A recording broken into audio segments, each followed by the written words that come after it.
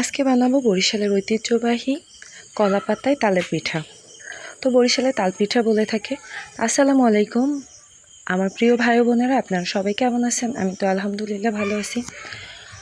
তো এই তো সকাল সকাল উঠে আমার শাশুড়ি মাছ করতেই লেগে গেছে, কারণ কালকে আমার দেবরেরও চলে যাবে সকালবেলা। এর জন্য আর কি তারা যে মাছগুলো কিনেছিল সেগুলো আর কি রান্না করে তাদেরকে খাইয়ে দেব এর জন্য। তো এদিকে আর কি এই যে ছোট মাছও রান্না করব, তারপরে হচ্ছে বড় মাছগুলোও রান্না করব। তো ছোট মাছ রান্না শেষ, আর এদিকে এই যে তাল নিয়ে নিয়েছি তাল পিঠা বানানোর জন্য। তো এদিকে নারিকেলও কুড়িয়ে নিচ্ছিল আমার পাশের বাড়ির এক দাদু, তাকে বললাম যে নারিকেলটা একটু কুড়িয়ে দেন। তো এই যে নারিকেল কোড়া লাগবে তাল পিঠা, এই জন্য নারিকেলটা কুড়িয়ে নিলাম। আর এদিকে আর কি ডাল দিয়ে শাক দিয়ে রান্না করব, কুমড়া শাক দিয়ে ডাল রান্না করব, আর 2 পদের মাছ রান্না হবে। তো এতদিন তো ভালোই কাটলো, ঈদের আনন্দে ভালোই কাটলো, মানুষজন ছিল, বাড়ি ভরা জমজমাট কাটলো। তো এখন কালকে থেকে আবার বাড়ি শূন্য হয়ে যাবে, ফাঁকা ফাঁকা হয়ে যাবে। তারপর এইভাবেই তো মানুষের জীবন কাটে। তো যাই হোক, আপনারা যেখান থেকে আমার ভিডিওটা দেখতেছেন, দেশ এবং দেশের বাইরে থেকে, ভিডিওটা দেখার প্রথমে একটা লাইক করে দিবেন। আর ভিডিওটা যদি কোনো অংশ ভালো লেগে থাকে তাহলে সাবস্ক্রাইব করে দিবেন। এখন আমার শাশুড়ি এই যে বড় মাছগুলো রান্না করবে, এর জন্য এটাকে হচ্ছে রামচোর মাছ বলে থাকে বরিশালে। তো এই মাছগুলো রান্না করবে, এর জন্য মশলাটা আর কি কষিয়ে নিচ্ছিল। তো সাধারণভাবেই ধনিয়া পাতা দিয়ে তারপরে আর কি রান্না করবে। তো এর জন্য মানে চুলায় শাকটা আগে রান্না করলাম, শাক দিয়ে ডাল, আর এদিকে মাছটাও গ্যাসে রান্না করে নিচ্ছিলাম, কারণ তাড়াতাড়ি যাতে রান্না বান্না হয়ে যায়, কারণ পিঠাও তো বানাতে হবে। পিঠাটা যদি চুলায় বানানো হয় তাহলে কলা পাতার যে একটা চুলার যে একটা পোড়া পোড়া ঘ্রাণ, ওইটাই আর কি অনেক ভালো লাগে। তো এই যে মাছ রান্নাটাও শেষ, আর ওদিকে গুড়ও আনছে, গুড় দিয়ে আর কি পিঠাটা বানানো হবে। তো আপনারা আমার ভিডিওর সাথেই থাকেন, তাহলেই দেখতে পারবেন কিভাবে আর কি তাল পিঠাটা বানানো হয়।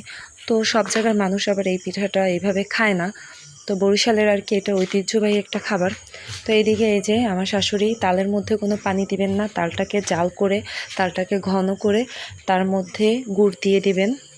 তারপরে হচ্ছে কোনো পানি দিবেন না, গুড়টাকে একদম ভালোভাবে চটকিয়ে নেবেন, মানে ভেঙে নেবেন। তারপরে একটু লবণ দিয়ে দিবেন, আর এই যে নারিকেল দিয়ে দিবেন। তো লবণটা এখনও দেওয়া হয় নাই, নারিকেল আর গুড়টাই আর কি মিক্স করছিলাম, করতে করতেই আর কি দেখাচ্ছিলাম আপনাদের। আর এদিকে আর কি চালের গুঁড়ি, যে আতপ চালের গুঁড়িটা থাকে, সেই চালের গুঁড়োটা দিয়ে দিবেন। তো পরিমাণ মতো দিবেন, তালের ফ্লেভারটা যাতে বেশি থাকে, তো চালের গুঁড়িটা দিবেন। আর এর সাথে আরেকটা টিপস আছে, সবাই এটা দেয় না, একটু হচ্ছে আটা দিয়ে দিবেন, যে আটার রুটি আমরা খাই সেই আটাটা দিয়ে দিবেন। আর এটা হচ্ছে চালের গুঁড়া। তো আটাটা দিয়ে দিলে পিঠাটা আর কি কলা পাতা থেকে উঠতে সাহায্য করে, তাহলে আর কি উঠাতে গেলে কোনো সমস্যা হয় না। এদিকে আর কি একটু লবণ দিয়ে দিলাম। তো আমি তালটা যখন জাল দিছি তখন আর কি লবণ দেওয়াই ছিল। তো এটা আর কি ফ্রিজে রেখে দিয়েছিলাম তালটা, যাতে সবাই আসলে আমরা পিঠা খেতে পারি। এদিকে যে আমার শাশুড়ি একটু আটা দিয়ে দিচ্ছিল, যাতে আর কি পিঠাটা উঠে যায় ভালোভাবে। তো এই যে এটা দিয়ে ভালোভাবে মিক্স করে তারপরে আর কি বানাতে বসে যাব। তো আমার হাজব্যান্ড আবার কলা পাতা আনতে চলে গেছে। তো আপনারা যদি বিচি কলা আছে সেই কলার পাতাটা আনলে ভালো হয়। তো যাই হোক, কলা পাতাটা এনে তারপরে ভালোভাবে ধুয়ে নেবেন, ধুয়ে তারপরে আর কি কলা পাতার উপরে দেব। তো কিভাবে দেব, কিভাবে বানাবো সেটা আপনারা দেখে নেন। তো এই যে কলা পাতাগুলো ধুয়ে নিয়ে আসছে, এখন আমি আর কি কলা পাতাগুলো একটা পরিষ্কার গামছা বা ন্যাকড়া যাই পান সেটা দিয়ে আর কি মুছে নেবেন, যাতে পানিটা না থাকে। তো এই যে ভালোভাবে আর কি মুছে নিচ্ছিলাম, মুছে নিয়ে এই যে দেখেন গোলাটা কত সুন্দর, একেবারে সফট একটা গোলা হয়েছে, সেটা আর কি আপনি এগুলো আর কি এইভাবে সুন্দরভাবে দিয়ে দিবেন। তো আমি আর কি আগে কখনো আমি খাই নাই, তো বিয়ের পরে আর কি আমি এখানে এসে খাইছি। আগে তালের পিঠা আমি সেরকম পছন্দই করতাম না, তো ওদের বাড়িতে আসার পরেই আমার পিঠা খাওয়াটা আর কি শুরু করছি, তাল পিঠা বিশেষ করে। তাল পিঠাটা অনেক মজা খেতে। তো এই যে দেখেন এইভাবে সুন্দরভাবে আর কি হাত দিয়ে এভাবে আলতো করে দিবেন, যাতে হাতের এইভাবে আর কি একটা মানে হাতের যে আকার মতো এরকম ডিজাইন যেন হয়, এইভাবে হয়। তো এটা যত পাতলা হবে তত খেতে ভালো লাগবে, মোটা হলে তখন আর খেতে ভালো লাগে না। এভাবে পাতলা করে দিবেন।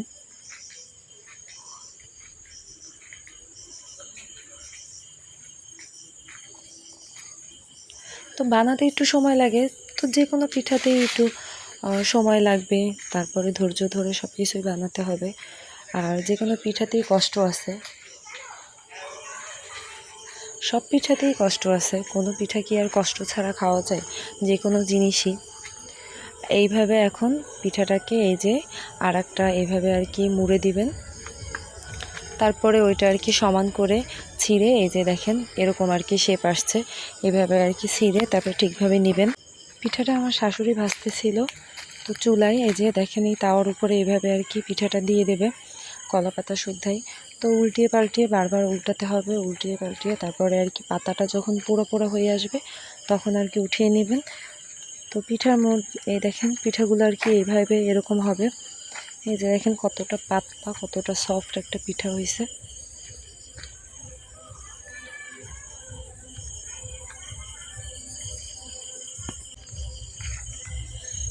এই যে আমি একটা আর কি পিঠা নিয়ে নিলাম, যে দেখি খেতে কেমন হয়েছে।